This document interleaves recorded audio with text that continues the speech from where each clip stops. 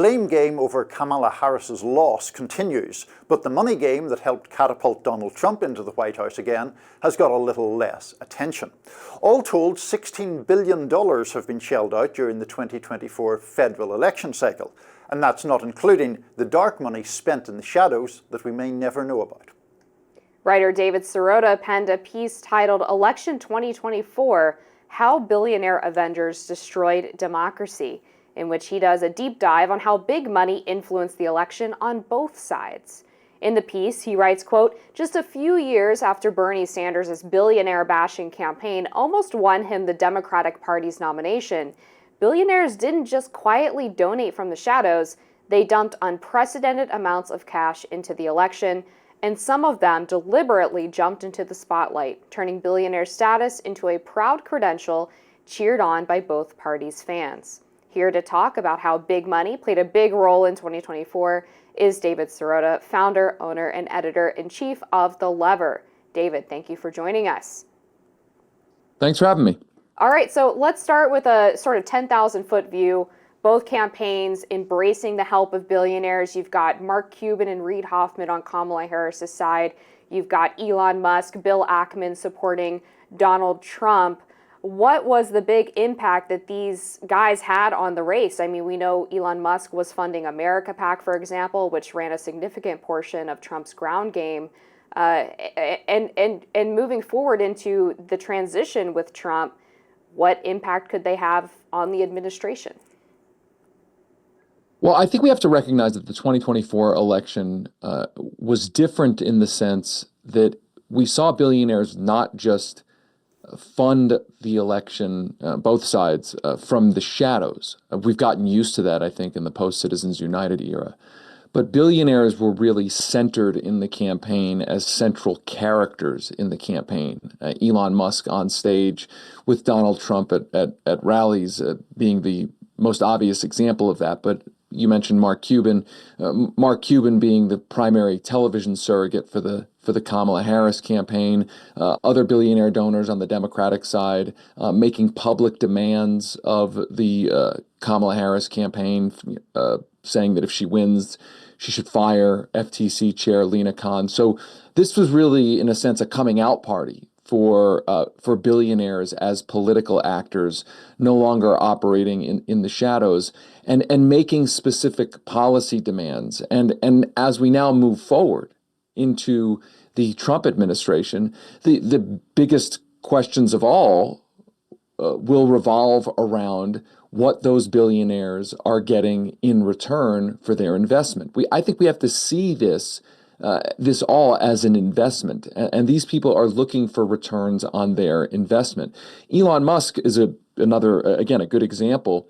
He has said he's going to accept a position in the Trump administration to oversee government efficiency. It sounds like, although the proposal isn't laid out in detail, but a cross-agency commission to propose various ways to privatize and cut government programs and government services.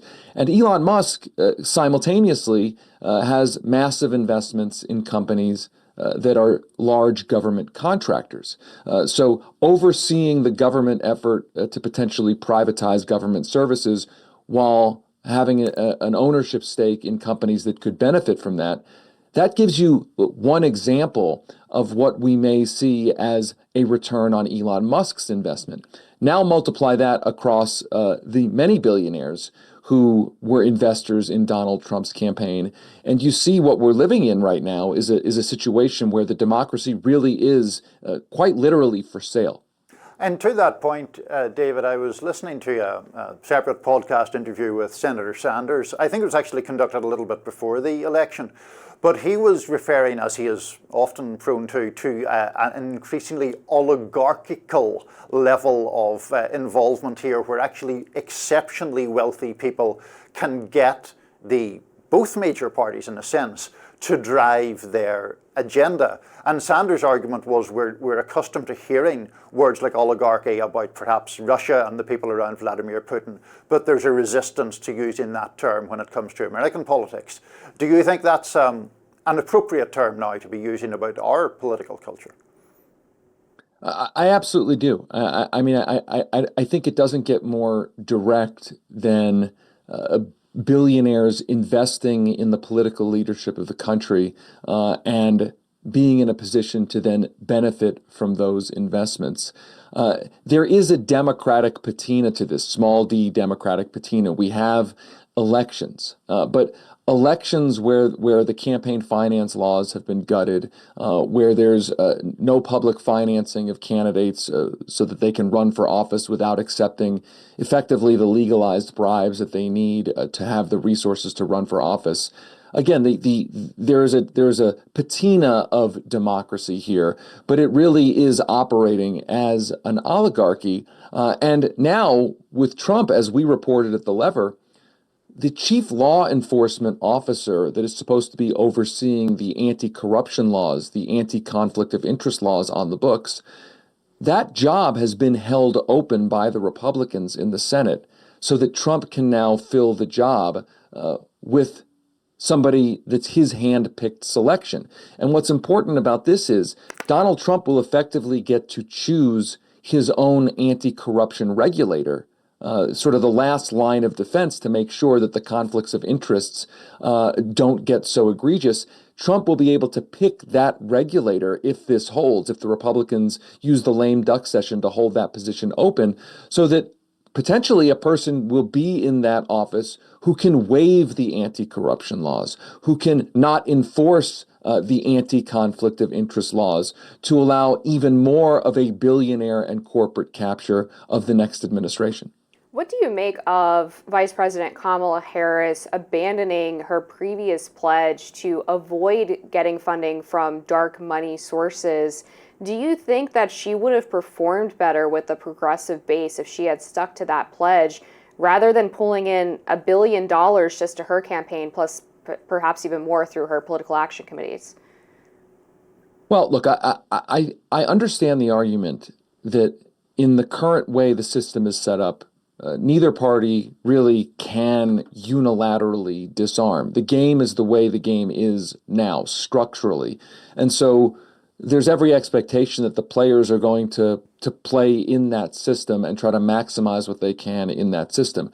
I think the real question for the Harris administration that is not going to happen would have been, are you going to push to change that system? The Democratic Party in the Senate, for instance, has supported all the senators are on the has signed up onto for instance, the Disclose Act that would require the disclosure of all dark money in federal elections. Democrats have pushed various proposals to publicly finance elections, essentially to change the system. There was some hope that had the Democrats won the election, they would use that win to actually deliver on those promises to change the system to essentially reform the campaign finance laws. That's not going to happen. I think if you look at Project 2025 on the Donald Trump Republican side, Project 2025 proposes to effectively further deregulate the campaign finance system.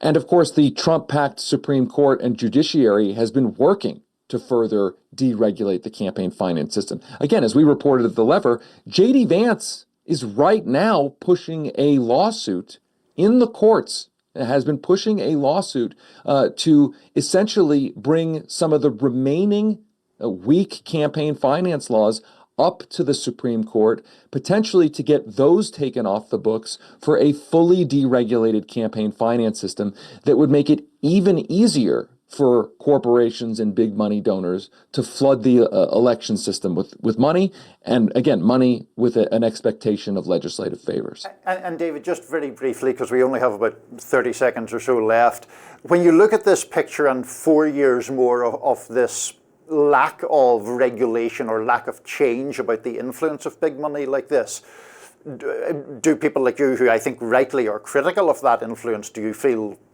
pessimistic, despairing? Do you see any chance of this tide being rolled back, or will it be impossible to do that after 4 more years of it being so deeply embedded?